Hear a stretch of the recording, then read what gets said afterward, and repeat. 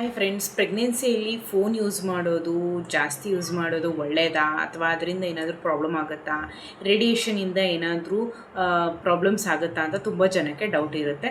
Friends, ಹೌದು, pregnancy ಟೈಮಲ್ಲಿ mobile use ಮಾಡೋದನ್ನು ಕಡಿಮೆ ಮಾಡಿ, ಯೂಸ್ ಮಾಡ್ತಾ ಇದ್ದರೆ ಏನು ಮಾಡಿ ಅಂದರೆ ಸ್ವಲ್ಪ ಡಿಸ್ಟೆನ್ಸ್ನ ಮೇಂಟೈನ್ ಮಾಡಿ. ತುಂಬ ಹತ್ತಿರ ಇಟ್ಕೊಂಡು ನೋಡೋದು ಅಥವಾ ಹೊಟ್ಟೆ ಮೇಲೆ ಇಟ್ಕೊಂಡು ನೋಡೋದು ಆ ಥರ ಎಲ್ಲ ಮಾಡಬೇಡಿ. ಸ್ವಲ್ಪ ಡಿಸ್ಟೆನ್ಸ್ ಮೇಂಟೈನ್ ಮಾಡಿ. ನೈಟ್ ಯೂಸ್ ಮಾಡೋದನ್ನು ಕಡಿಮೆ ಮಾಡಿ. ಹಾಗೆ ರೆಗ್ಯುಲರಾಗಿ ನಾನು ಹೇಳೋದೇನೆಂದರೆ, ನೀವು ಯೂಸ್ ಮಾಡದೇ ಇರೋದೇ ಒಳ್ಳೆಯದು ಅಂತ ಹೇಳ್ತೀನಿ. ಸೊ ಹಾಗಂತೇಳಿ ನಾವು ಪೂರ್ತಿಯಾಗಿ ಬಿಡೋದಕ್ಕಾಗೋದಿಲ್ಲ. ಸೊ ಹಾಗೆ ನಿಮ್ಮ ಫ್ರೆಂಡ್ಸ್ ನೀವೇನಾದರೂ ಕೇಳಬೇಕಿತ್ತು ಮ್ಯೂಸಿಕ್ಸ್ ಅಂದರೆ ಇಯರ್ಫೋನ್ಸ್ನ ಯೂಸ್ ಮಾಡಿ. ಅದು ತುಂಬ ಲೌಡಾಗಿರಬಾರ್ದು, ಮೈಲ್ಡಾಗಿ ನಿಮ್ಗೆ ಎಷ್ಟು ಬೇಕೋ ಅಷ್ಟನ್ನು ಯೂಸ್ ಮಾಡ್ಕೊಳ್ಳಿ. ಯಾಕಂದರೆ ನಾವು ಬೇಬಿ ಸೇಫ್ಟಿನ ನೋಡ್ಕೋಬೇಕಲ್ವ. ಸೊ ಹಾಗಾಗಿ ಇದು ರೇಡಿಯೇಷನಿಂದ ಹಾರ್ಮ್ ಆಗೋದಂತೂ ನಿಜಾನೇ. ಸೊ ಹಾಗಾಗಿ ಕೇರ್ಫುಲ್ಲಾಗಿರಿ.